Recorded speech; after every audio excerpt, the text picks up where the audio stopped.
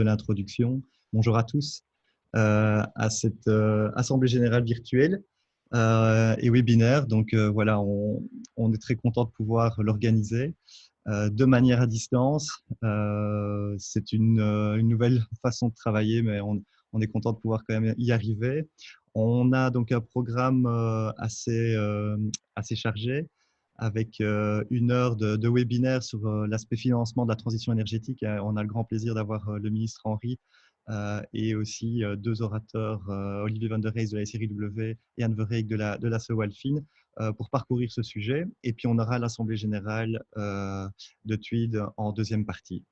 Je vais proposer à Tanguy, qui est le président du conseil d'administration, de donner un petit mot d'introduction avant donc, la première intervention du ministre. Tanguy, si tu peux prendre la parole.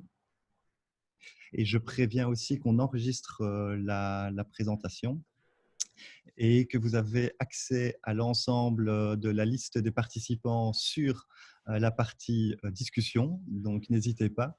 Et pendant les présentations, pour les questions-réponses, on a, pour ne pas devoir allumer toutes les caméras et les micros, donc vous pouvez poser les questions sur le chat.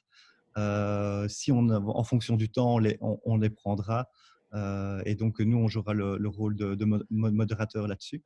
Donc, n'hésitez pas à utiliser le chat. Ça peut être en message à tous ou en message privé.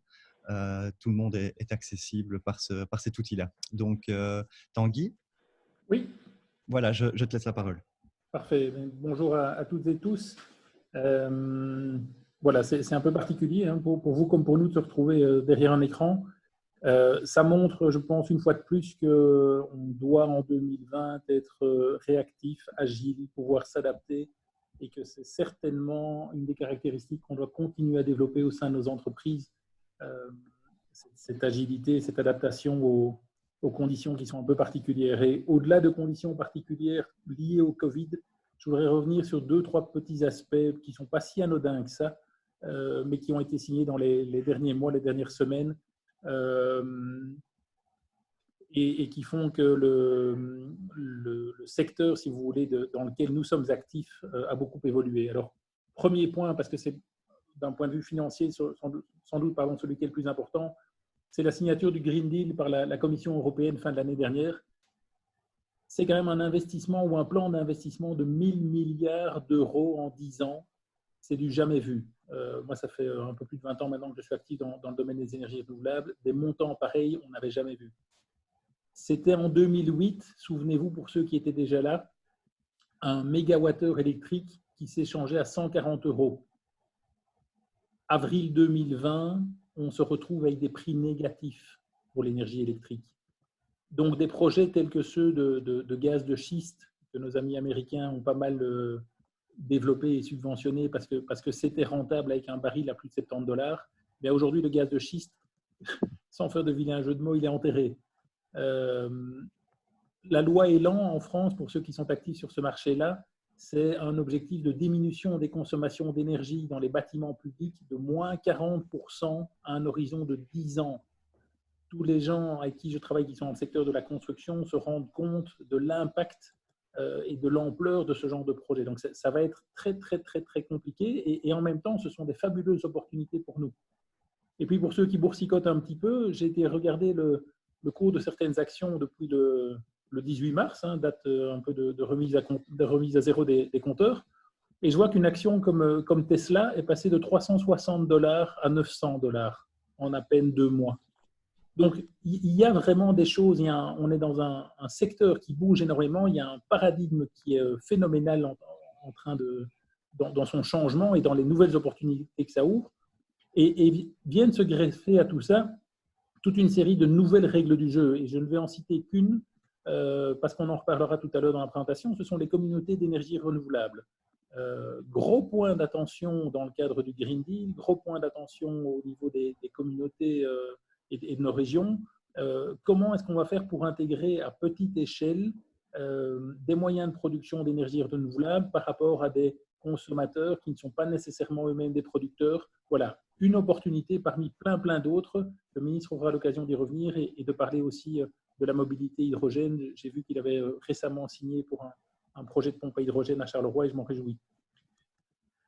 Tout ça, ça fait que Tweed, plus que jamais, je pense, a plus qu'une raison d'être. Aujourd'hui, vous êtes près de 140 membres. Je ne sais pas combien sont en ligne, mais j'ai vu défiler pas mal de noms à l'écran, donc ça fait du monde et je m'en réjouis. Vous êtes près de 90% à participer aux actions du cluster. Par rapport à d'autres clusters, c'est juste énorme. 45 membres ont été impliqués directement dans des appels à projets en 2019 ou en 2020. Le cluster a fait plus d'un événement par mois. Il y a eu plus de 6 missions internationales. On aura l'occasion lors de l'AG de revenir sur l'ensemble de ces actions. Ce sont plus de 20 millions de projets qui ont été rentrés en 2019 et démarrés cette année. Et j'en suis d'autant plus heureux et d'autant plus fier que ce bilan extrêmement positif, ce n'est pas nous, ce n'est pas moi, ce n'est pas la direction du cluster qui le pose, c'est un organisme externe qui s'appelle Ernst & Young, qui a fait une étude, qui a fait une comparaison, et vous avez été excessivement nombreux à répondre à cette étude, et je tenais là aussi à vous remercier. On a eu, je pense, plus de la moitié de nos membres qui ont pris un peu de temps pour répondre à cet appel et donner votre feedback sur ce que vous pensiez du cluster. Donc voilà, je me réjouis une fois de plus, une année encore, d'avoir pu collaborer avec l'équipe de Cédric, que je tiens en votre nom à tous à remercier, parce qu'ils effectuent un travail formidable et la tenue de cet AG en version digitale est un des challenges, mais il y en aura encore d'autres cette année, faites-nous confiance. Voilà, je ne vais pas la faire plus longue, mais je pense qu'on est dans un secteur qui bouge, dans des métiers qui bougent. Vous démontrez tous les jours que vous êtes capable de bouger. On espère et on fera tout ce qu'on peut pour vous aider à bouger, pour partir à l'international. Mais avant ça, je voudrais que le ministre puisse aussi donner sa parole et son avis sur tout ça. On est dans une tempête, c'est indéniable. Dans la tempête, il y en a un qui ne doit pas bouger, c'est le phare, c'est lui qui donne la direction. Et pour ça, Monsieur le ministre, j'espère que vous êtes la bonne personne pour nous indiquer un peu les chemins à suivre et comment nous orienter dans les années qui viennent. Voilà, je vous passe la parole. Monsieur Philippe Henry, ministre du Climat, de l'Énergie et de la Mobilité en région Wallonne. C'est à vous.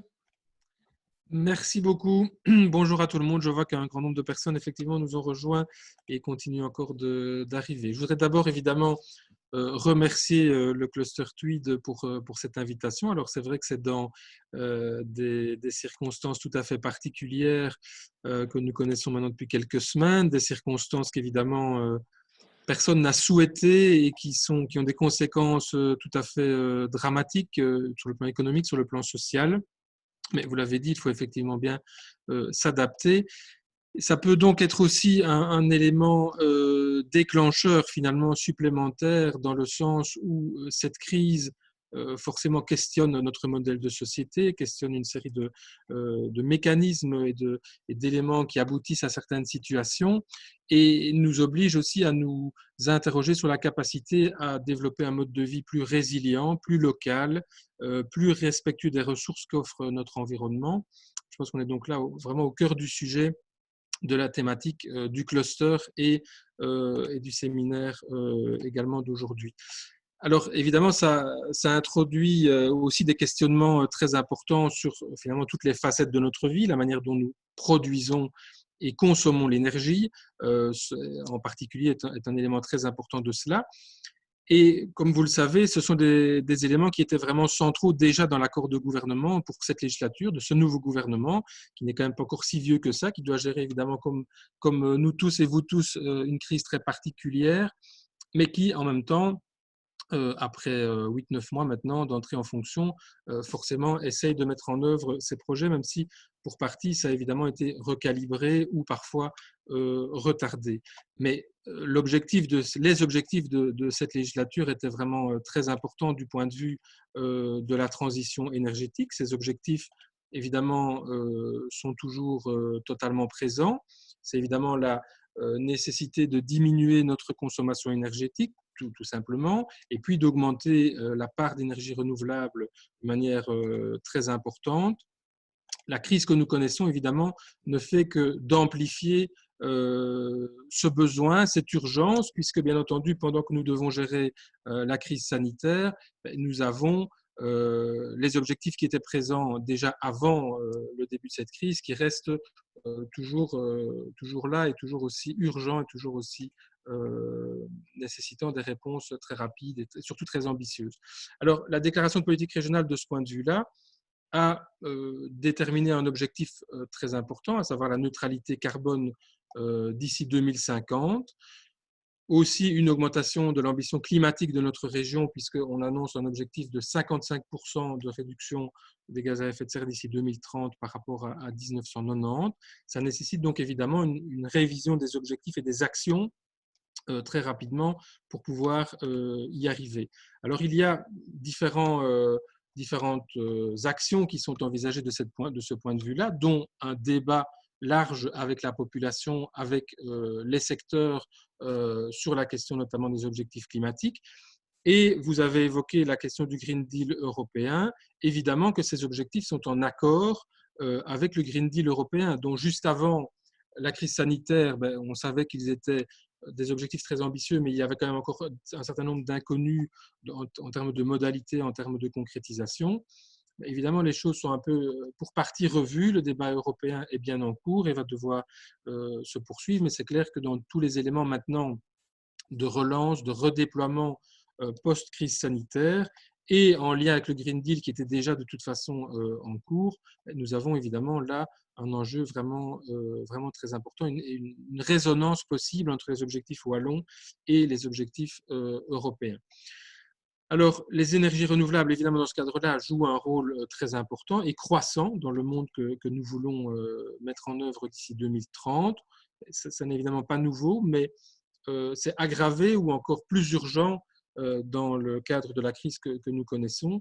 Et c'est clair que ça va nous obliger à une certaine créativité, à espérer aussi, évidemment, qu'il y ait suffisamment de capacité dans le redéploiement, dans la relance qui s'opère maintenant, qui va s'opérer dans les prochaines semaines, dans les prochains mois, à intégrer ces objectifs, alors que le premier enjeu, évidemment, de beaucoup d'acteurs, c'est la relance.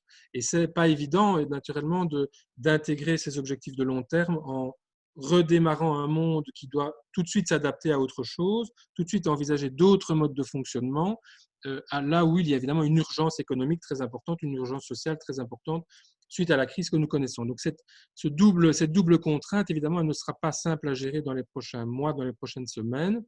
Mais il est clair que si nous ne parvenons pas à intégrer tout de suite ces préoccupations de long terme de 2030, de 2050 dans ce qui est mis en œuvre dès maintenant, il est évident qu'alors ce sera pire et que nous aurons perdu alors des années, puisqu'on ne va pas pouvoir plusieurs fois réorienter et tenir compte d'une situation tout à fait particulière que nous connaissons. Alors, les énergies renouvelables, dans ce cadre-là, évidemment, ont donc une place très importante. C'est la sortie des énergies fossiles. On connaît pour le moment une volatilité particulièrement importante pour les énergies fossiles. On a aussi des discours qui revoient le jour concernant le dossier nucléaire. Donc, on a là aussi un dossier qui n'est pas clôturé. On doit évidemment veiller à la compétitivité de nos entreprises en ayant donc un prix de l'énergie qui soit suffisamment abordable, mais naturellement, la transition énergétique doit pouvoir se concrétiser néanmoins très rapidement. Donc, il faut tenir le cap, je dirais, de ce point de vue-là. Et c'est clair que les objectifs de l'accord de gouvernement, que ce soit du point de vue climat, que ce soit du point de vue énergétique, tels qu'ils sont évoqués dans l'accord de gouvernement, ils restent totalement valides, mais il faut effectivement les concrétiser le plus rapidement. Alors, on a de ce point de vue-là des possibilités nouvelles aussi qui voient le jour dans la manière dont nous sommes capables d'intégrer finalement l'ensemble des acteurs, que ce soit les professionnels ou les non-professionnels de l'énergie, évidemment place pour l'ensemble des acteurs. En l'occurrence, on a certains outils nouveaux qui ont pu émerger ces dernières années. C'est le cas notamment dans le cadre de la déclaration de politique régionale des communautés d'énergie. C'est un sujet dont on parle très régulièrement, que ce soit chez un certain nombre d'acteurs politiques, que ce soit du côté des entreprises. Nous avons évidemment un engouement réel sur ce sujet des communautés d'énergie. C'est d'ailleurs un outil qui s'intègre évidemment dans un cadre européen beaucoup plus large, puisqu'il y a un cadre législatif qui a été défini de ce point de vue-là. C'est d'ailleurs un des éléments que nous devons prendre en compte, puisque nous avons un décret régional qui existe déjà depuis quelques années, qui doit maintenant pouvoir se concrétiser du point de vue de ces communautés d'énergie, mais on doit aussi intégrer ça dans le cadre européen plus global qui va beaucoup plus loin que ce qui a été prévu pour l'instant dans le cadre wallon, qui prévoit différents types d'acteurs, différents types de possibilités. Alors, les communautés d'énergie sont une manière, selon moi, je pense que c'est le rapport principal de permettre que différents intervenants, notamment les entreprises, soient très actives du point de vue de l'énergie et donc de créer une dynamique. Parce qu'évidemment, ces communautés doivent pouvoir être prises en compte pour elles-mêmes dans quelque chose qui fonctionne, qui est intéressant pour les différents acteurs, mais aussi s'intégrer évidemment dans la gestion générale du réseau. Et on a là évidemment des questions d'équilibre énergétique, mais aussi d'équilibre financier, qui doivent être raisonnables pour tout le monde. Mais je pense que ce qui est vraiment le plus enthousiasmant dans cet outil, c'est la possibilité d'avoir justement une mobilisation d'acteurs dans un rôle de créer ces communautés, de les faire vivre et d'y avoir un intérêt direct en tant qu'entreprise, en tant qu'acteur de l'énergie. Et là, évidemment, si on réussit ce pari-là, aussi comme citoyen d'ailleurs, si on réussit ce pari-là, c'est clair que on démultiplie la manière dont les uns et les autres peuvent s'impliquer dans le système énergétique. Alors, c'est pour ça que je suis vraiment très heureux d'avoir entendu énormément de déclarations d'intérêt sur ces communautés d'énergie, que ce soit, comme je le disais, des entreprises ou d'intercommunales, de villes, enfin de différents types d'acteurs. C'est donc une dynamique très positive et je soutiens évidemment ce foisonnement d'initiatives. Mais il faut évidemment organiser le cadre très précis. Donc l'objectif à court terme, je dirais, dans ce dossier, c'est clairement de finaliser le cadre lui-même en faisant en sorte qu'il soit cohérent avec le cadre global de l'Union européenne, le cadre que l'Union européenne nous incite à mettre en place, puisque, comme je le disais, le cadre régional n'intègre pas d'autres éléments. On doit pouvoir permettre de préciser l'ensemble des modalités de participation à ces communautés, les règles définissant le partage d'énergie. Il y a également un marché qui a été initié pour soutenir les projets pilotes dans un premier temps, qui permet donc d'avoir un rôle de conseil technique et juridique pour la finalisation du cadre réglementaire, mais aussi pour établir des outils qui soient directement utilisables par le porteur de projet et donc faciliter la mise en place des communautés d'énergie. Alors, ces communautés doivent permettre le déploiement massif de la production d'énergie renouvelable dans une appropriation citoyenne avec les autorités locales, avec les petites et moyennes entreprises. Mais il y a également la manière dont nous pouvons envisager que ces mêmes acteurs s'investissent d'une manière plus globale. Et donc, c'est notamment la question de la participation aux accords de branche de troisième génération qui est également en réflexion du côté de mon cabinet et de l'administration. Alors, les communautés d'énergie, me semble-t-il, permettent de proposer de nombreuses opportunités économiques, que ce soit pour les participants à ces communautés ou que ce soit pour les entreprises qui développent des outils de gestion de ces communautés et de partage de l'énergie de manière plus large, puisque évidemment, ça permet d'ouvrir la porte aussi à de nouveaux outils, à de nouvelles technologies finalement de gestion et de partage de l'énergie. Et de ce point de vue-là, je pense que la Wallonie a de l'avance. Évidemment, on ne peut pas se dire qu'on aura cette avance pendant très longtemps. Il s'agit évidemment d'embrayer très rapidement sur cette dynamique et de faire en sorte qu'on puisse effectivement la concrétiser le mieux possible. Alors, de ce point de vue-là, les projets pilotes sont tout à fait essentiels, parce que si on n'a pas d'innovation, on n'a pas de développement technologique. Si on n'a pas de démonstrateur, on n'a pas de preuve que le concept finalement fonctionne grandeur nature. Et on voit bien qu'il y a beaucoup d'ajustements qui doivent pouvoir, ajustements techniques et précis qui doivent pouvoir se faire. Donc, c'est clair que les appels à projets, comme ceux qui ont été lancés par le Cluster Tweed et le pôle Mécatech, sont essentiels à la concrétisation de cette ambition et au déploiement d'une expertise wallonne. Il y a aussi l'appel à projet CERACLE qui a montré l'engouement de nos entreprises pour le développement d'outils et de projets relatifs aux communautés d'énergie et je me réjouis évidemment de voir l'évolution des projets sélectionnés. Les acteurs wallons, de ce point de vue-là, traduisent une effervescence réelle, puisqu'on voit vraiment de nombreuses dynamiques. Et donc, je pense que c'est important que le dialogue ait lieu de ce point de vue-là, donc que ce soit dans ce webinaire, que ce soit d'autres occasions. Il faut vraiment poursuivre l'affinement technique des relations entre les uns et les autres. Et donc, c'est la raison pour laquelle je souhaite d'abord qu'il y ait une plateforme de coordination de tous ces projets qui puisse être mise en place, donc une plateforme des projets existants et futurs qui permettent à la fois de mettre en lien tous ces projets et ainsi de créer des synergies entre les acteurs, mais également de servir de courroie de transmission entre le terrain, d'une part, et mon administration, mon cabinet, d'autre part.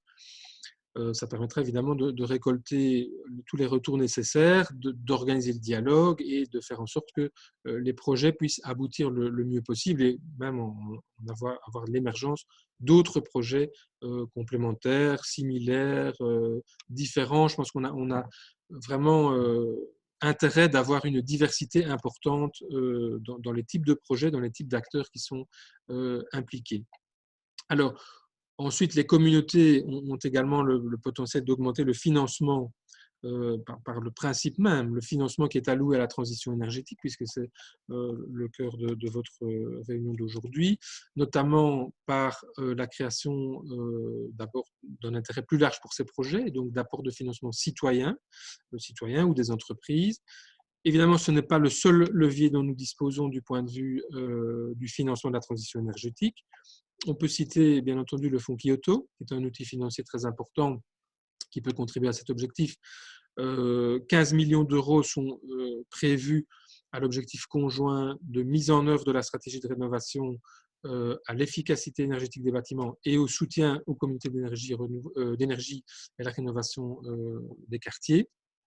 Et puis, je lancerai également prochainement un appel à projet spécifiquement dédié aux communautés citoyennes et locales, puisque, comme je vous le disais, dans le cadre européen global, dans le paysage global, il n'y a pas que les communautés d'énergie telles qu'elles ont été définies dans le cadre des décrétales wallons. Il y a aussi cette dimension des communautés citoyennes et locales qui, jusqu'ici, ont fait moins l'objet de projets pilotes, mais pour lequel il y a également un potentiel très important. Donc, je crois qu'on doit clairement toucher également ce public de manière spécifique.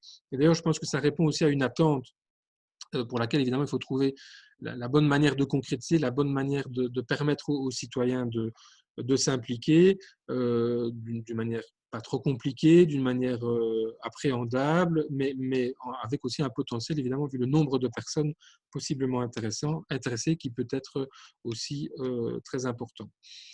Il y a aussi, bien sûr, le lien avec les organismes de financement de la région, qui est très important, puisqu'ils permettent au pouvoir public, au travers de ces différents invests, de diffuser et de promouvoir les solutions de demain, en particulier dans la transition énergétique.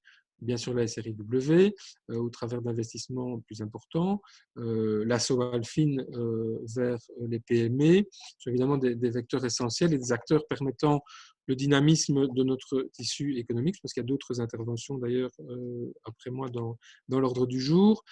Donc bien entendu que c'est très important que le cluster prenne également cette discussion, prévoit également cette discussion concernant le financement de la transition énergétique. Donc nous avons évidemment des enjeux et des objectifs qui sont vraiment très très élevés. Alors, on peut voir les choses positivement ou négativement suite à la crise sanitaire. C'est clair qu'on est dans une situation très particulière où tout est un petit peu, d'ailleurs, dans des conditions très particulières aussi pour tenir ce genre de séminaire. Mais voilà, tout le monde s'adapte comme c'est possible et ça ne doit certainement pas nous éloigner des objectifs de transition. Je pense qu'au contraire, ils devraient finalement s'accélérer ou être plus centraux encore, puisqu'on ne peut pas se dire on va reconstruire après la crise sans tenant compte de de tous ces objectifs de long terme. Et puis, on verra bien quand on aura construit dans quelques années, dans 10-15 ans, comment on pourra reprendre en compte les objectifs de transition. Le calendrier, évidemment, ne nous le permet absolument pas. On est dans une urgence très forte et la crise ne fait qu'aggraver cette situation. Donc, la seule manière de pouvoir gérer ça, c'est de combiner les objectifs, de faire en sorte que la manière dont les entreprises vont intégrer le redéploiement, la relance de l'activité, elles puissent le faire en intégrant aussi ces enjeux de long terme. Je pense que c'est tout à fait possible et qu'évidemment, vous tous autour de la table et le cluster en tant que tel est évidemment un partenaire particulièrement important de ce point de vue-là. Et donc, du côté du gouvernement, c'est clair que nous gardons ces objectifs majeurs.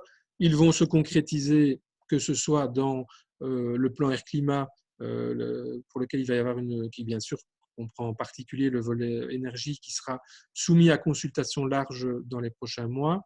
Il y a bien sûr le plan de transition de la Wallonie qui comprend des budgets très importants sur lesquels le gouvernement, certes, a pris quelques mois de retard, mais prendra des décisions également très prochainement.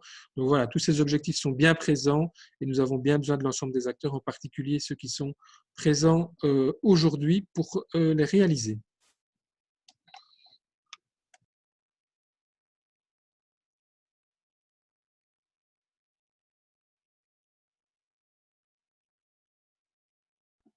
Voilà, j'étais en mute.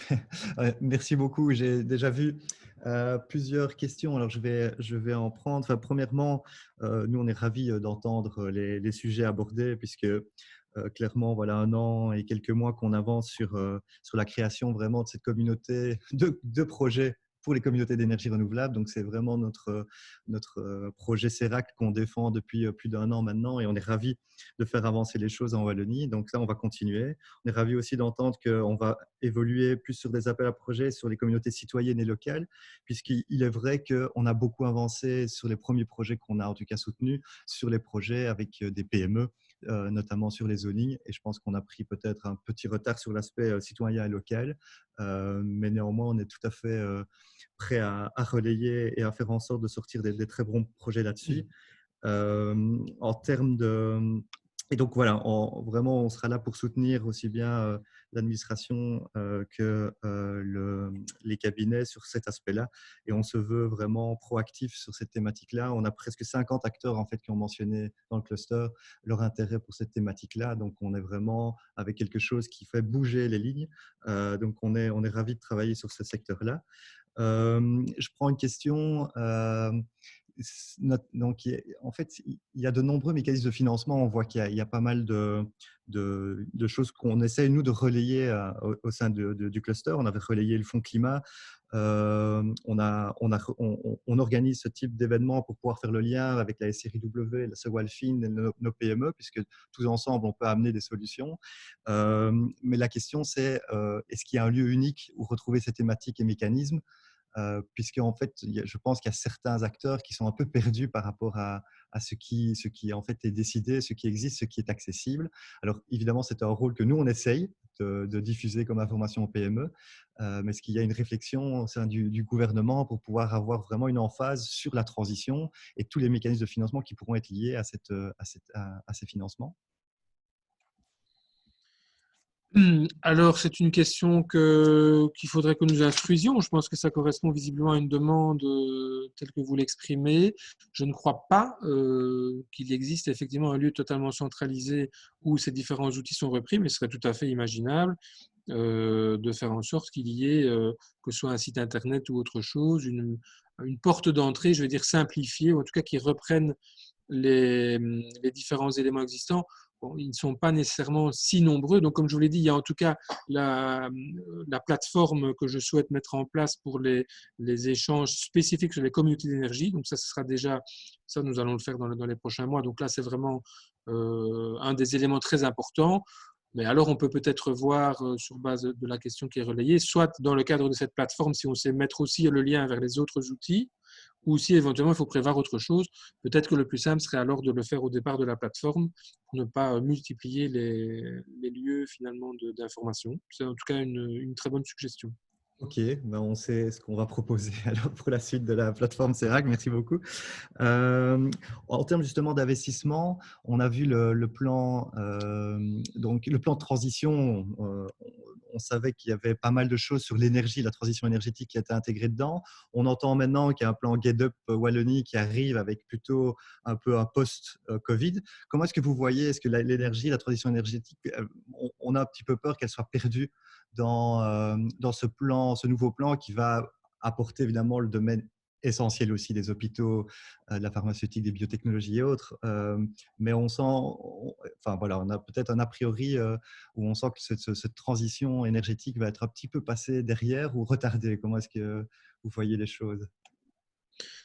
Alors, c'est clair qu'on a perdu un petit peu, enfin pas perdu, on a temporisé un peu sur l'année 2020, puisque nous avions un plan de transition de législature qui commençait normalement en 2020 avec 350 millions d'euros déjà pour 2020, dont une partie concernait directement l'énergie, notamment sur le volet isolation des bâtiments, mais pas seulement, d'autres volets également. Mais ce volet-là a été perdu puisque nous avons dû mettre des moyens considérables, encore bien plus importants que cela, dans la gestion de la crise sanitaire. Et par ailleurs, plusieurs dossiers ont pris un peu de retard, évidemment, dans leur traitement, vu la situation. Mais ça, c'est uniquement pour l'année 2020. Il y aura quand même encore des choses qui se feront en 2020. Pour les années suivantes, le plan de transition est tout à fait confirmé. Mais je partage votre inquiétude de dire on a un peu peur que la transition énergétique passe à la trappe de la gestion de la crise. Je la partage pas spécialement pour le gouvernement wallon. Je la partage d'une manière tout à fait générale. Je pense que nous devons être tous extrêmement attentifs à ça, bien sûr au niveau du gouvernement, aussi au niveau européen, de voir comment le Green Deal effectivement va évoluer et l'ensemble des éléments qui sont mis sur la table, aussi au niveau fédéral, aussi dans les entreprises. Il y a un réel risque, ça c'est clair, finalement de se dire, bon, l'urgence c'est la relance, on relance à n'importe quel prix, n'importe comment, et après on fera la transition. Mais ça, c'est clair qu'on ne peut absolument pas se permettre ça. Si on fait ça, ça veut dire qu'on rend impossible, par exemple, les objectifs 2030 qui sont pour l'instant, qui ont été déterminés par la Wallonie, mais aussi par l'Europe et à différents niveaux. Donc, on est obligé de faire les deux en même temps. Et donc, cette crainte que la transition se mettent en retrait de la dynamique de relance. C'est une crainte que je partage, mais contre laquelle je me bats de manière féroce. En tout cas, j'y serai très attentif. Je pense que je ne suis pas le seul, il y a beaucoup d'autres acteurs qui le font également. Et c'est clair que c'est un enjeu très important pour la Wallonie, pour les décisions du gouvernement et plus globalement, mais c'est un enjeu aussi qui concerne de très nombreux autres acteurs. Voilà, je pense qu'on ne peut absolument pas se permettre ça. Les enjeux climatiques et énergétiques sont tout aussi réels qu'avant la crise, voire parfois pire, même si on a cru qu'on avait un petit peu gagné parce que la situation a fait qu'il y a eu évidemment une récession économique importante, enfin une diminution d'activité en tout cas dans beaucoup de secteurs, qu'il y a eu donc aussi même des économies, des diminutions de gaz à effet de serre. Et donc, on s'est dit, le climat a gagné, la transition énergétique est en cours, etc. C'est évidemment un mirage complet. Il est clair que ce qui compte, c'est ce qui va se passer dans les prochains mois et la manière, comme je le disais, dont nous serons capables d'intégrer les enjeux de court terme et de long terme. Merci. Alors, il y a aussi c'est des questions commentaires. C'est plutôt, par exemple, je lis donc pour permettre une meilleure visibilité aux acteurs, de ne pas modifier, s'il vous plaît, les taux de filière tous les 6 mois. Donc voilà, c'est pas une question, c'est plutôt un commentaire. Je le relais, mais bon, ça c'est le cadre stabilité. C'est quelque chose qu'on répète souvent, la stabilité. Une autre question Je sur ne les ai pas l'industrialisation. remarqués, je ne les ai pas Oui. encore modifiés. Je suis là depuis plus de 6 mois. Hein. Ça va. Merci. Un autre chose sur l'industrialisation, ben là, c'est peut-être aussi une question qui pourrait peut-être poser à l'aspect économique, puisque tout ce qui est relocalisation, industrialisation est plutôt dans les mains du ministre de l'économie. C'est celui qui regarde notamment les plans de transition avec la batterie. Et donc, je pourrais répondre à celui qui a posé la question, mais je pense que c'est une casquette peut-être différente. Je reprends une autre question qu'on m'a envoyée en direct, qui me paraît intéressante, ce sera peut-être la dernière. Par rapport donc justement les conditionnalités qu'on pourrait mettre par rapport à ce plan de relance, quelle est votre vision sur les nouveaux accords de branche avec les nouveaux secteurs? Est-ce qu'ils ne peuvent pas jouer un rôle pour pouvoir aller trouver de nouveaux secteurs pour pouvoir faire de l'efficacité énergétique, puisqu'on parle d'énergie renouvelable, mais l'efficacité énergétique est prioritaire. Donc, quelle est votre vision, je vais résumer la question, sur les accords de branche et leur évolution? Alors là, je n'ai pas encore les réponses complètes, mais il est clair que le gouvernement s'est donné aussi comme objectif de, bien sûr, poursuivre le travail sur les accords de branche. Je pense qu'en soi, c'est un outil qui fonctionne très bien depuis maintenant longtemps, qui est un outil qui a permis de développer des politiques finalement en partenariat entre le secteur privé et le secteur public, avant même qu'il y ait des impositions très fortes au niveau notamment européen. Donc forcément, les choses ont évolué depuis les premiers accords de branche, qui datent quand même d'il y a presque 20 ans maintenant. Donc, on est maintenant à la préparation d'une étape suivante.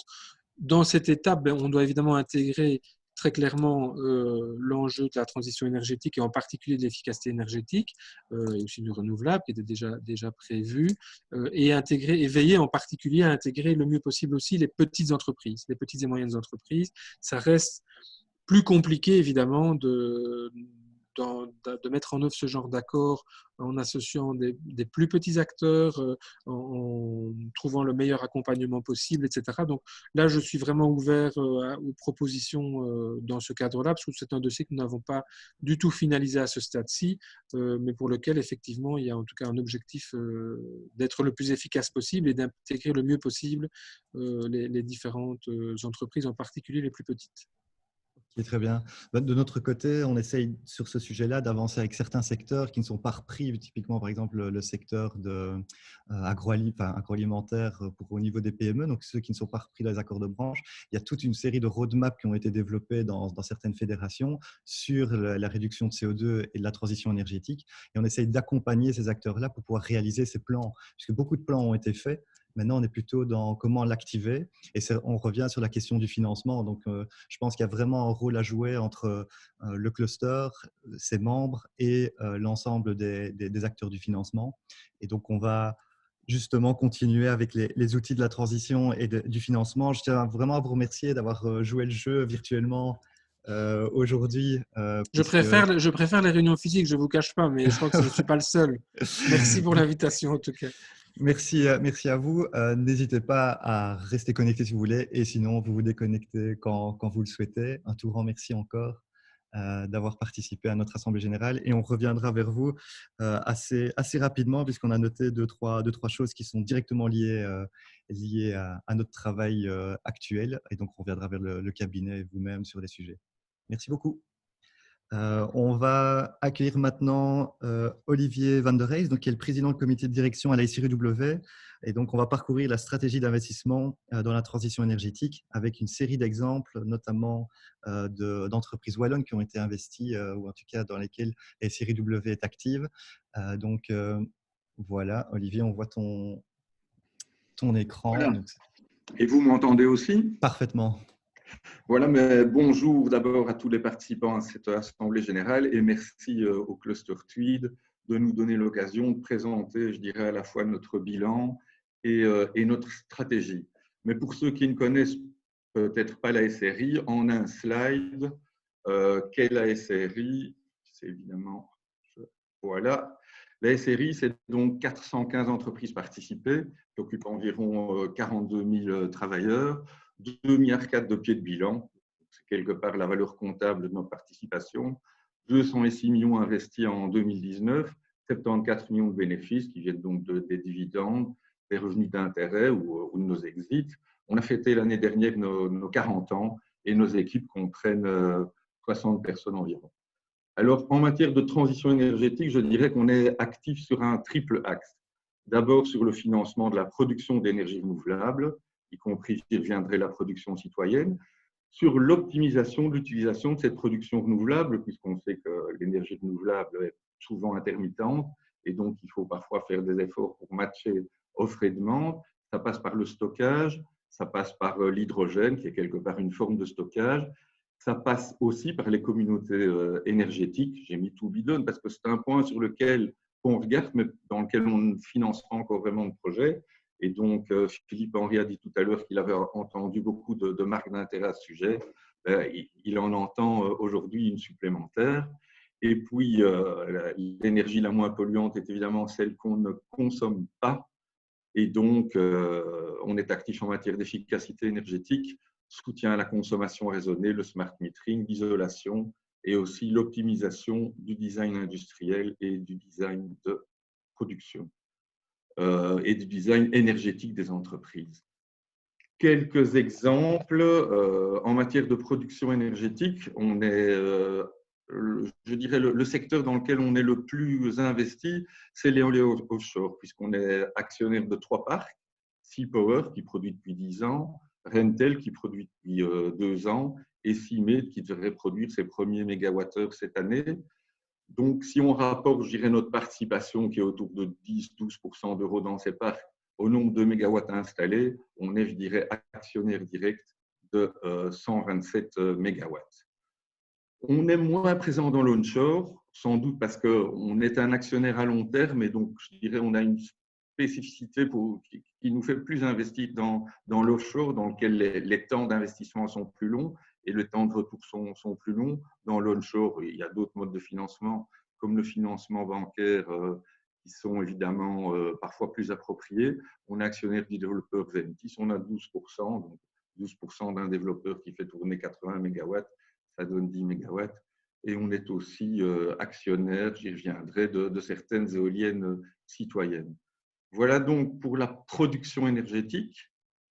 Pour ce qui concerne ce que j'appelle l'optimisation énergétique, on développe un projet de flexibilité, donc stockage batterie, directement branché non sur un microgrid, comme les communautés énergétiques, mais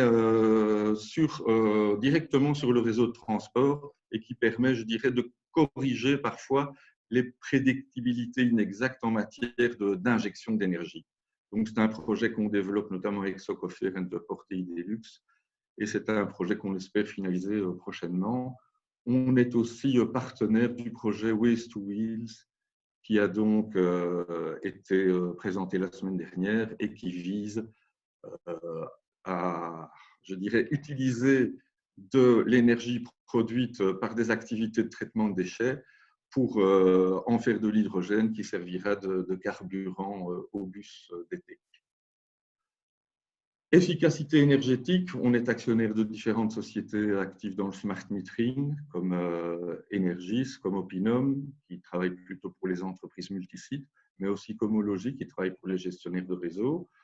C'est peut-être un peu plus loin, mais l'optimisation du processus de production industrielle peut évidemment avoir des effets bénéfiques en matière de consommation énergétique. On est actionnaire d'un iCare qui développe des logiciels de maintenance prédictive. Évidemment, un outil industriel mieux maintenu consomme moins et plus rentable.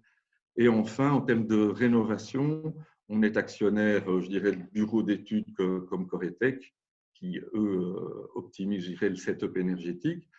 On est actionnaire avec AGC Flatglass d'une JV qui s'appelle RenoWindow, pardon. RenoWatt, j'y viendrai plus tard. RenoWindow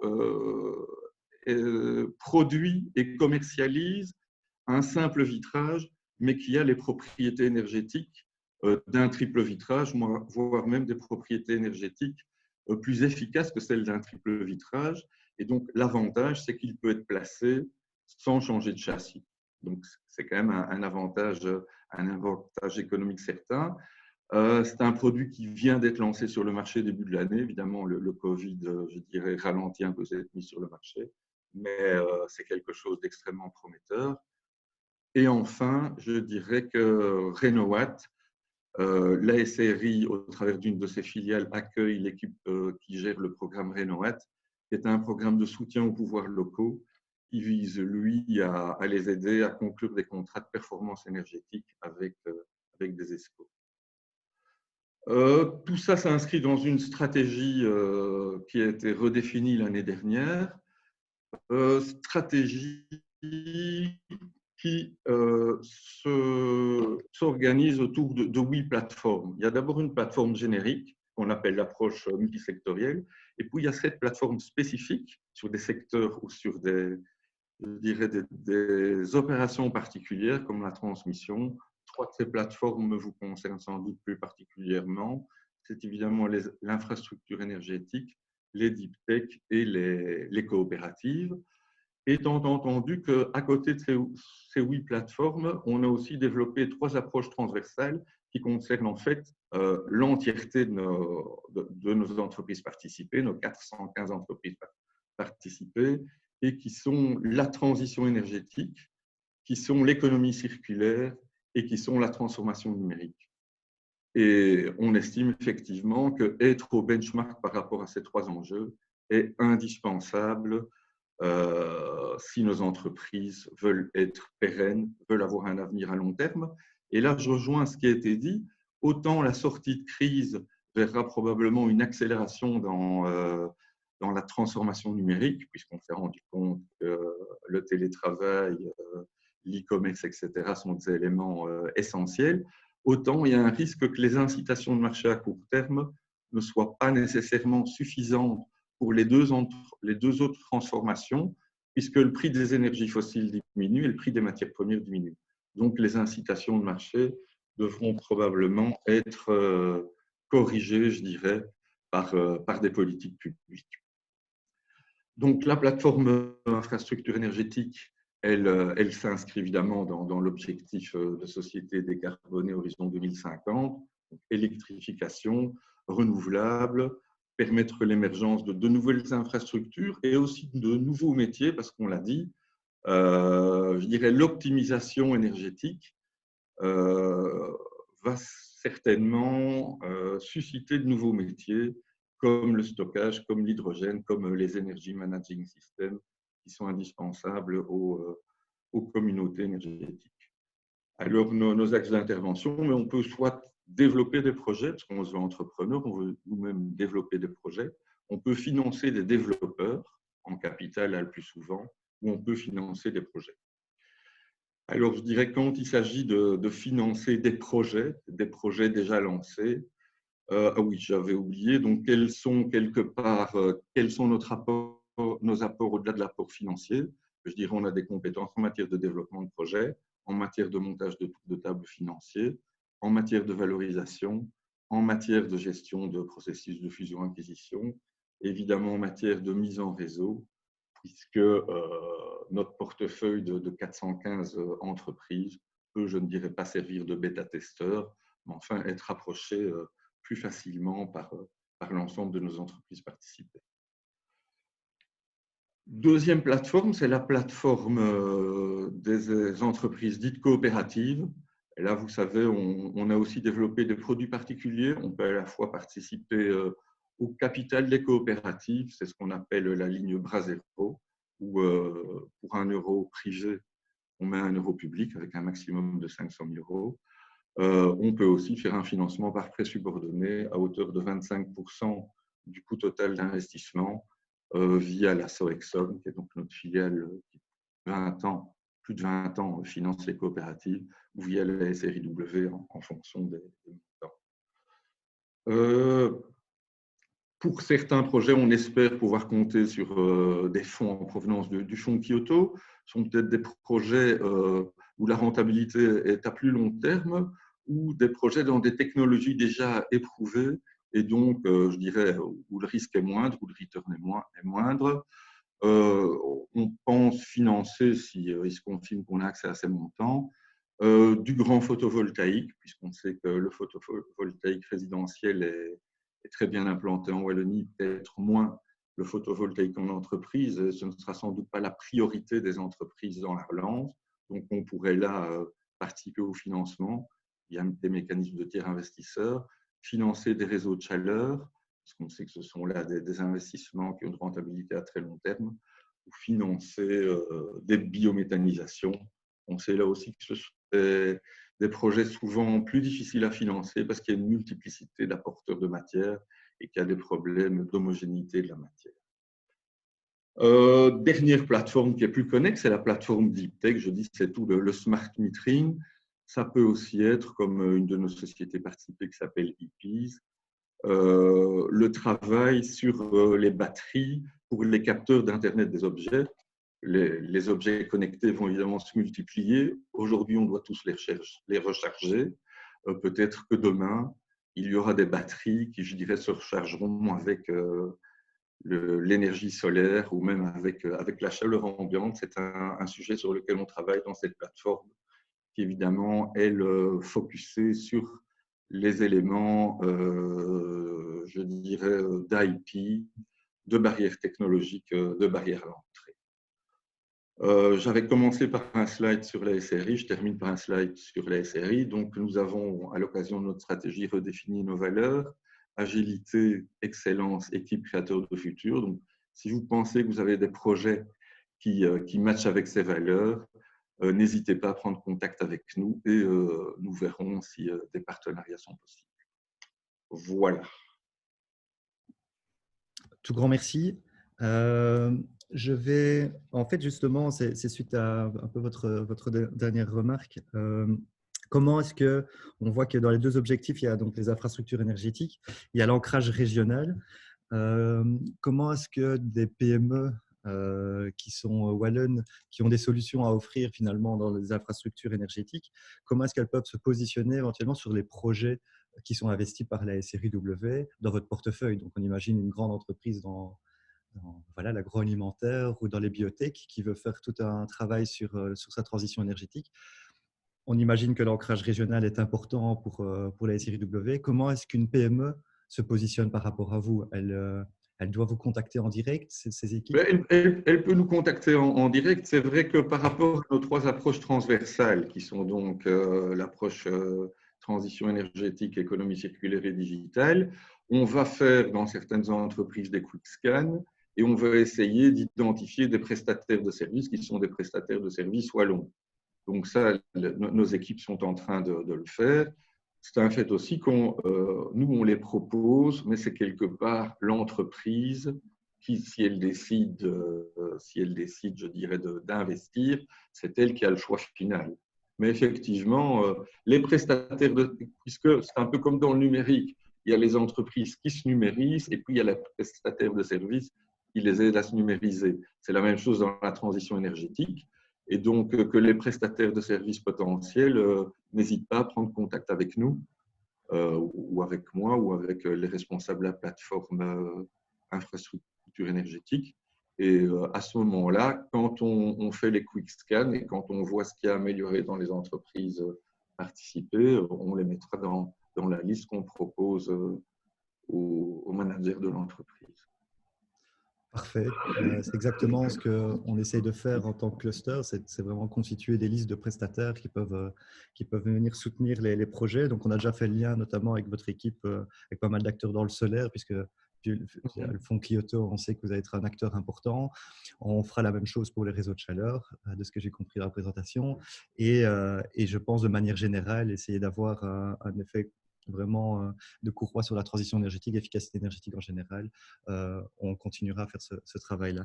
Un tout grand merci pour l'intervention. C'était vraiment précis. Je pense qu'il y a plusieurs entreprises qui sont au sein du call et qui sont directement liées à vous. Donc, je pense que c'est très concret. Et on va continuer ici le webinaire avec l'asso Alfin et le programme Easy Green, donc qui permet de financer les projets de transition bas carbone des TPE et des PME. Et donc là, je vais laisser la place à Anne Verrey, qui est membre du comité de direction de l'asso Alfin. Donc Anne, tu peux partager ton écran. Oui.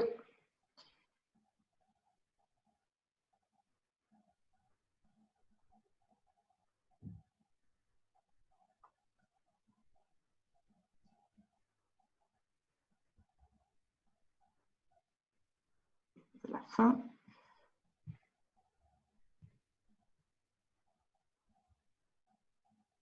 Voilà. Est-ce que c'est visible pour tout le monde? Non, il va falloir que tu retransfères, donc que tu reprennes le partage d'écran et que tu reproposes d'aller sur le document qui vient d'être ouvert, à mon avis. Ça marche? Parfait. OK. Voilà, bonjour à tous, que je ne vois pas ou très partiellement, mais j'ai vu la liste des présents et c'est vraiment une belle participation avec des modalités un peu spécifiques, mais donc ça témoigne de l'intérêt du sujet. Alors, ma présentation, elle va être très focalisée évidemment sur la transition bas carbone des PME. Elle va, vous verrez, être assez complémentaire à ce que Olivier Van der Rees vient d'expliquer, parce que ça fait partie des questions. Finalement, il y a plusieurs outils financiers. Qui fait quoi? La frontière n'est peut-être pas toujours évidente.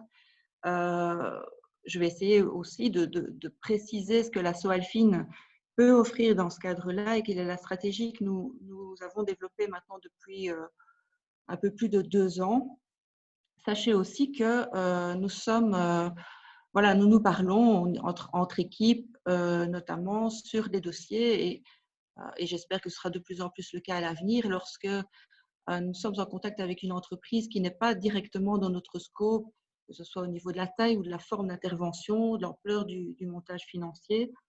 C'est de plus en plus évidemment de jouer le relais entre outils. Et très souvent, du reste, et ça, c'est pas nouveau, on est autour de la table pour boucler un besoin financier. Donc, ce n'est pas exclusif les uns des autres, même si nous avons bien sûr des spécificités. Alors, parlant du métier ou des métiers de la SOALFIN, aujourd'hui, on peut résumer les choses en 4 métiers principaux qui sont l'orientation et la formation des entrepreneurs au travers d'un numéro de contact, d'un call center, d'un site internet qui s'appelle le 1890 et qui est là vraiment pour orienter l'entrepreneur, le porteur de projet par rapport à toute question qu'il peut se poser. Et toute question, c'est à la fois des questions qui ont trait aux solutions de la SOALFIN, mais ça peut être aussi des sujets qui sont hors scope de notre activité, mais qui peuvent concerner l'emploi, les matières fiscales et autres. L'idée, c'est vraiment de pouvoir être le plus pertinent possible dans la réponse que nous offrons et d'orienter vers les bons services avec des relais qualitatifs. Le deuxième grand métier, c'est le développement d'actions de sensibilisation et la coordination d'un réseau d'acteurs de terrain qui sont une première ligne d'entrée par rapport aux entreprises porteurs de projets. Je pense singulièrement aux centres d'entreprise et d'innovation, les intercommunales de développement économique, notamment les réseaux ICM, entre autres. Troisième métier, c'est un métier plus de proximité, qui est un métier d'accompagnement, où là aussi, on est plutôt en deuxième ligne. On coordonne un paysage d'acteurs de terrain, localisés chacun dans des zones géographiques définies, où là, on veille à ce que l'offre de services soit à la fois pertinente, à valeur ajoutée et la plus uniforme possible sur le territoire wallon, tout ça étant accompagné de mécanismes d'évaluation et d'indicateurs. Le quatrième métier, c'est notre métier historique, qui est le métier du financement. Et on parle ici de porteurs de projets, de TPE, de PME. Alors, ces 4 métiers, en fait, c'est le résultat d'une réforme assez profonde qui s'est faite en 2018-19, puisqu'on nous a demandé, outre notre métier historique de financement, de reprendre les métiers de l'Agence pour l'entreprise et l'innovation, ce qui fait qu'aujourd'hui, pour notre cible, qui est celle des indépendants, des TPE, des PME, on joue un peu ce rôle de guichet unique, en tout cas de centralisation autant que possible des services aux entreprises en fonction de leurs besoins. Et ces 4 métiers-là, ils sont organisés dans une logique de stade de vie de l'entreprise et dans une logique de continuum aussi de la vie de l'entreprise. C'est ainsi que, et très très schématiquement, on s'est organisé en pôles. Partant de donc le 1890 qui se situe au-dessus, qui est plus la cabine d'aiguillage, entre guillemets. Un pôle création qui va se préoccuper de toutes les questions qui sont liées à la création d'activités. Et quand je dis préoccupation, c'est les solutions, comme je disais tout à l'heure, sensibilisation, accompagnement et financement. On a un pôle croissance aussi qui, là, est plus axé sur la dynamique d'accompagnement et de travail au sein d'une communauté de pairs sur les leviers de la croissance de l'entreprise. Là aussi, avec ces multicritères, donc selon les besoins liés à la croissance. Un pôle transmission d'entreprise qui est historique et qui met en relation des cédants et des repreneurs potentiels. Et c'est clair que dans le cadre de la crise que nous connaissons, il y a une recrudescence d'intérêt pour cette activité pour des raisons diverses. Au niveau des cédants, au niveau des repreneurs, on voit que ça a quand même un impact aussi. Et puis, il y a des pôles qui ont une vocation plus transversale. D'une part, le pôle innovation, donc qui est tout en bas, qui là se préoccupe de savoir comment finalement inciter davantage d'entreprises à innover, y compris des entreprises peut-être un peu plus classiques et qui doivent se remettre en question aujourd'hui, repenser certainement leur modèle et voilà, leur chaîne de valeur. Il y a une série d'actions qui sont développées en la matière. Et puis, le pôle dont je vais plus particulièrement parler, qui est le pôle environnement, dont l'objectif, je dirais, général est d'accompagner et de susciter la transition bas carbone au sein des PME. Alors, quand on parle de cibles chez nous, ce sont les PME, donc selon les critères européens, mais dans les faits, notre portefeuille est constitué quand même majoritairement d'indépendants de TPE et plus marginalement de grosses PME. Ce qui fait aussi qu'en termes de statistiques, on va être en nombre de dossiers soutenus très important, puisqu'on a aussi des produits automatiques dans le cadre de la création, et on est à peu près à 4000 dossiers par an soutenus. Alors, pour en venir au sujet du jour et un focus sur le pôle environnement et ce qui est développé depuis fin 2007 maintenant en la matière, c'est vraiment la logique, et je rebondis sur les propos du ministre Henry tout à l'heure qui disait finalement on travaille sur les accords de branche de troisième génération et on se pose la question de comment amener finalement des PME ou plus de PME à rentrer dans une démarche un peu structurée par rapport à la transition bas carbone. Et en fait, c'est précisément ce qu'on a essayé de faire depuis fin 2017 vis-à-vis de ce public de PME qui est extrêmement diversifié dans sa réalité, sa nature, sa taille, ses secteurs d'activité, et qui ont eux aussi besoin finalement qu'on les accompagne, et certainement peut-être encore plus que des entreprises d'une certaine taille qui ont les ressources en interne, ressources notamment en termes de connaissances techniques, pour ne pas parler du financement, mais sur les PME qui sont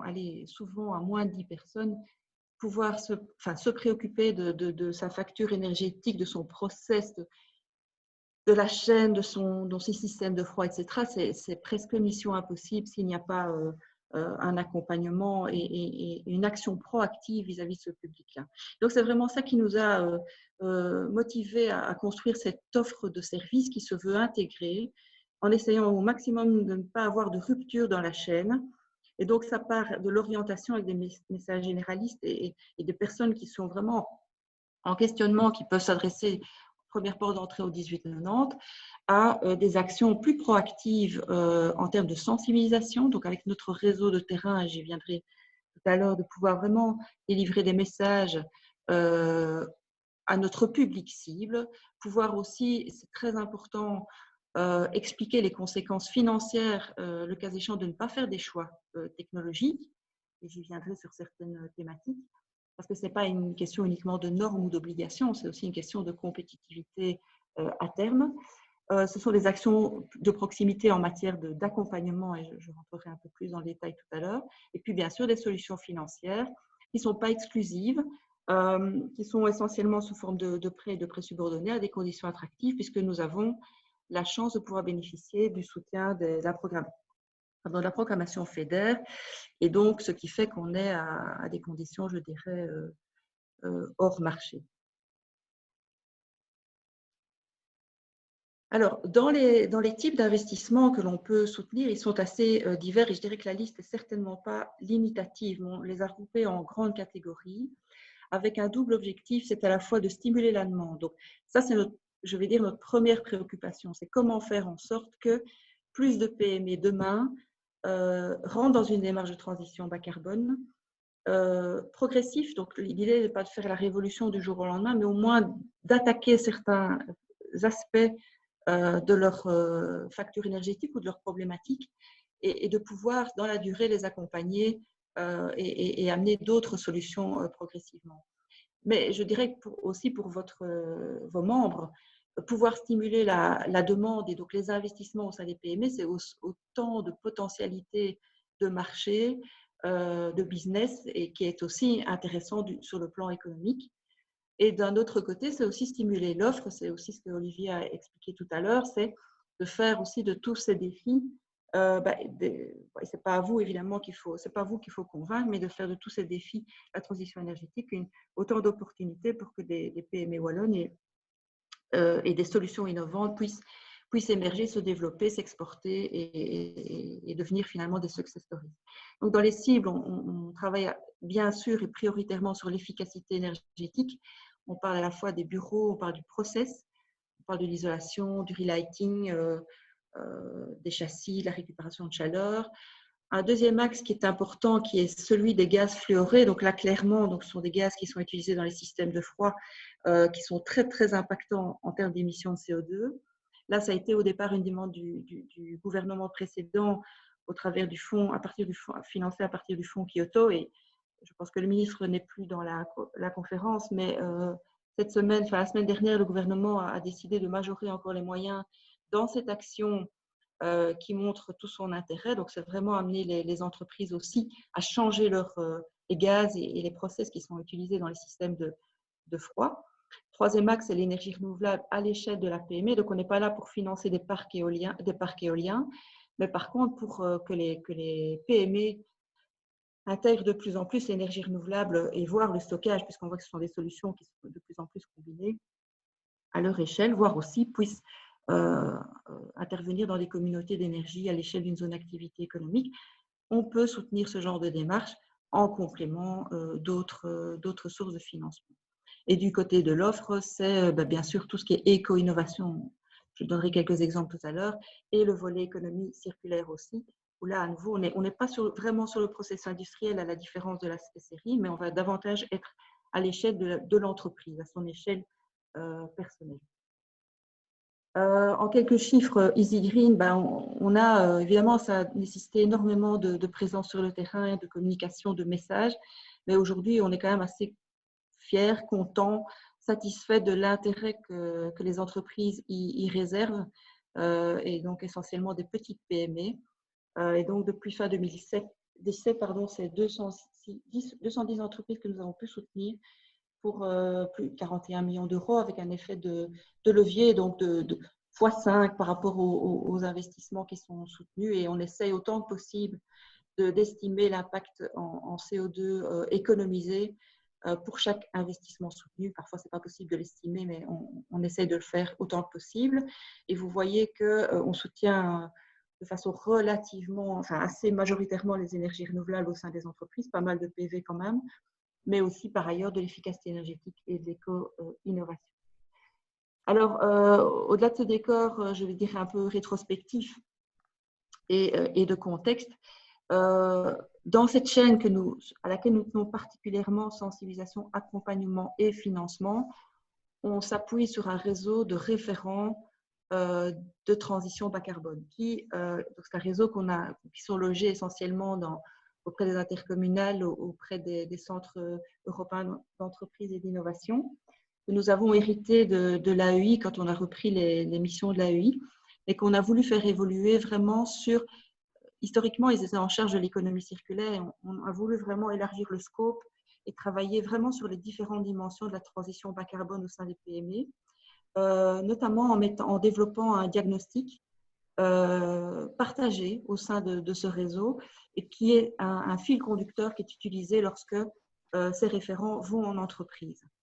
Le réseau a été rejoint plus récemment par l'UCM, qui a aussi des compétences en la matière, et on espère qu'il sera développé prochainement aussi, pour autant que le ministre de l'économie soutienne cette demande. Deuxième axe, ce sont la mise en place des chèques économie circulaire, qui là vous connaissez, je pense, les chèques entreprises qui sont disponibles sur la plateforme de l'administration de la région wallonne. Ici, c'était une approche vraiment dédiée au projet d'économie circulaire, où l'idée est après un diagnostic, je dirais, gratuit et généraliste qui est réalisé par les référents, de pouvoir poursuivre la réflexion à l'échelle d'une entreprise sur la faisabilité technique et sur la faisabilité économique du projet. Et là, notre rôle en la matière, c'est de pouvoir à la fois labelliser des prestataires, donc il y en a une bonne vingtaine aujourd'hui qui sont labellisés, prestataires privés s'entend, et de pouvoir aussi donner un premier avis sur le projet d'entreprise qui se présente en disant, tiens, est-ce que c'est bien, on parle bien d'économie circulaire, est-ce que c'est pertinent? Si oui, on donne le go et l'entreprise choisit le prestataire qu'elle souhaite. Et donc là aussi, une communauté quelque part qui se crée et qui échange, je l'espère en tout cas progressivement, par rapport à la réalité de terrain, les besoins des entreprises, les opportunités aussi, pour alimenter aussi la réflexion à l'échelle de la Wallonie. J'en viens au troisième axe qui est celui du financement. Donc, à nouveau, je le répète, c'est un financement qui contient un élément d'aide. C'est du financement, ce n'est pas de la subvention, mais le taux d'intérêt est attractif. On peut offrir des périodes de carence pour le remboursement en capital. Donc, en termes de trésorerie, ça peut être intéressant. Alors, en termes de montant possible, donc c'est un plafond par projet d'1 million d'euros. Et en termes d'encours par PME, on peut aller jusqu'à 3 millions d'euros. C'est un produit de financement EasyGreen qui n'est pas exclusif d'autres produits. Donc, on peut se combiner. Évidemment, on est toujours attentif à ce qu'il y ait une intervention privée, idéalement dans le montage financier. Mais il faut savoir aussi qu'on a des mécanismes assez puissants en termes de garantie, donc, où on peut couvrir en partie le risque d'un crédit bancaire. Donc, ça peut être aussi intéressant lorsque ce sont des projets d'une certaine ampleur, sans compter aussi le financement d'Invest ou les financements tels que ceux que Olivier Van der Rees vous a exposés tout à l'heure.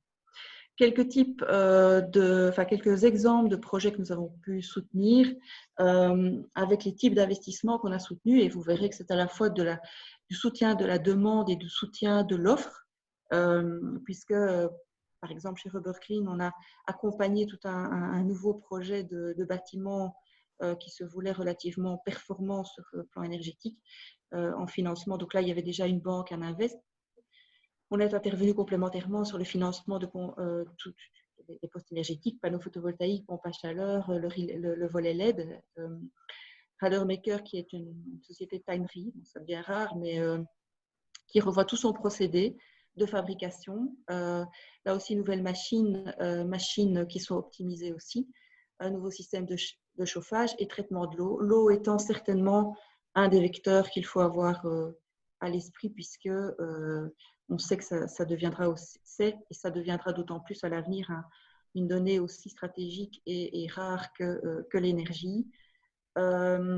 Sur le volet froid, qui est un volet important et certainement encore méconnu aujourd'hui, on a pu soutenir 2 entreprises qui sont liées, l'Artisan qui fabrique des pizzas fraîches et Lance Olive, tous les produits méditerranéens dérivés, pour tout ce qui est système de froid. On en a remplacé des installations frigorifiques qui ont été remplacées par des nouvelles installations au CO2 avec un système de récupération de chaleur, donc qui en termes de standard est au top.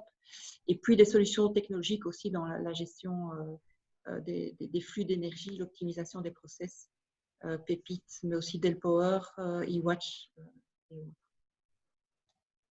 Procédure assez souple et rapide, donc contact direct. On va dans les entreprises, il suffit de nous appeler et on examine le besoin, on examine si la réponse est chez nous ou en partie chez nous et en partie ailleurs. Donc, on se réunit, c'est un comité d'investissement qui décide et se réunit très, très régulièrement, et en cas d'urgence, on va très vite, on peut faire des procédures électroniques, organiser des procédures électroniques. Ça, c'est l'équipe. Le PowerPoint peut largement être diffusé, enfin voilà, il n'y a aucun souci. Vous avez les coordonnées aussi, le numéro de téléphone direct de la responsable du pôle environnement, qui est tout à fait disponible aussi.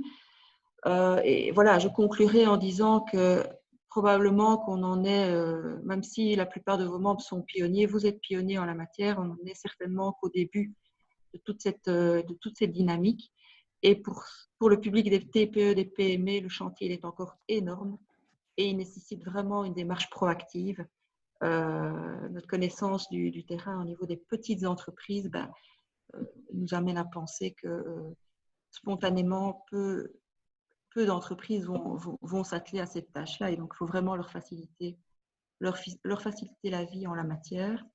C'est ce à quoi on s'emploie et on a aussi besoin, évidemment, de conforter le réseau avec le cluster.